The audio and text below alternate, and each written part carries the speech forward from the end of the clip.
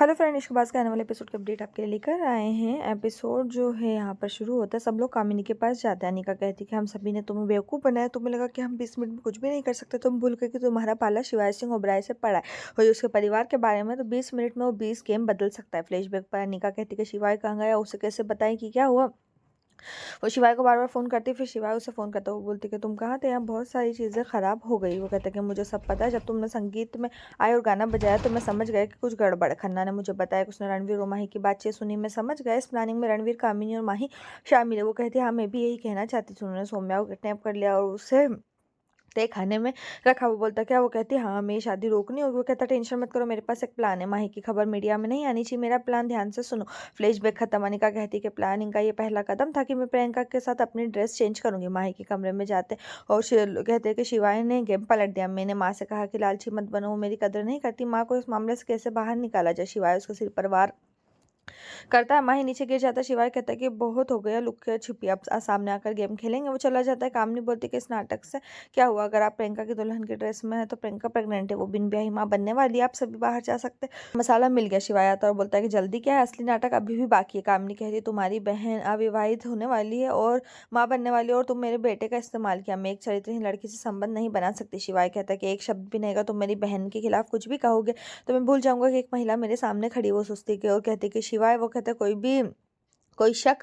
कामिनी और रणवीर चौंक जाते। शिवाय कहता है कि आप जानते हैं कि आपके पास दो प्रॉब्लम है, आप बहुत बात करते हो और आप झूठ बोलते हैं कि मेरी बहन प्रेग्नेंट नहीं है, वो कभी प्रेग्नेंट थी ही नहीं। अनिका मुस्कुराती है। शिवाय प्रियंका को बुलाता है। शिवाय और रुद्र उसे पकड़ लेते हैं। शिवाय का कहना है कि सच्चाई है कि रणवीर पैसे के लिए प्रियंका से शादी करना चाहता था, उसने उसे मजबूर बनाने के लिए गेम खेला। जब वो दोस्तों के साथ कैंपिंग करने गई तो उसने उसे ड्रग्स दिया और झूठ बोला कि वो अच्छा हुआ। फिर वो उसे ड्रग्स देता रहा। वो प्रेगनेंसी के लक्षण महसूस हुए, फिर उसे प्रेगनेंसी की फर्जी मेडिकल रिपोर्ट भी मिली। उसे भरोसा हो गया कि वो प्रेग्नेंट थी और असहाय होकर शादी के लिए उसने हाँ कह दी। सच तो यह है कि वो कभी प्रेग्नेंट थी ही नहीं। वो रोती है।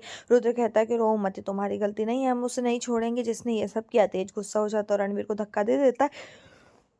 वो बोलता है कि तुम्हारी बेनी बेटी के साथ ऐसा करने की हिम्मत कैसे हुई, मैं तुम्हें मार डालूंगा।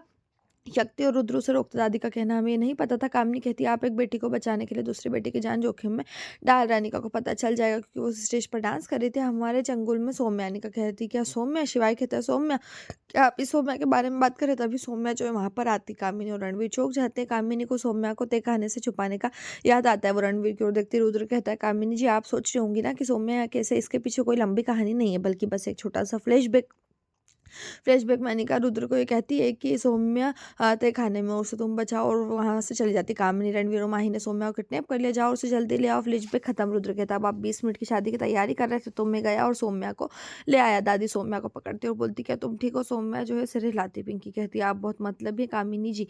रुद्र का कहना है कि मुझे लगा कि आप ईमानदार और जिम्मेदार पुलिस अधिकारी में गलत था, आपने एक निर्दोष लड़की के सामान को बर्बाद करने के लिए अपनी वर्दी का दुरुपयोग किया, आपको शर्म आनी चाहिए। शिवाय का कहना है कि ऐसे लोगों को कोई शर्म नहीं। मैंने कमिश्नर से बात की है, वो उनका ख्याल रखेंगे, वे सम्मान और अपमान के बीच अंतर नहीं देखते। उसके आपके चेहरे पर देखकर मुझे नहीं लगता कि आप लोगों को इस पर कोई प्रभाव पड़ रहा है। आप सोच रहे होंगे कि आप 200 करोड़ के हीरे आपको मिल गए, लेकिन ये भी आपकी गलत फहमी नहीं। कामिनी जो है चौंक जाती है। वो बोलते हैं कि ये कैसे हो सकता है, हीरे तो मैंने ही भेजे हैं।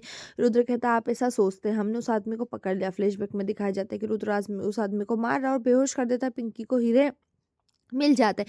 रुद्र उस आदमी को घसीटता है। फ्लैशबैक खत्म। पिंकी हीरे दिखाते हुए कहती है कि पिछली बार मैंने गहने नहीं बदले थे, इस बार ऐसा करने में मुझे बड़ा मजा आया।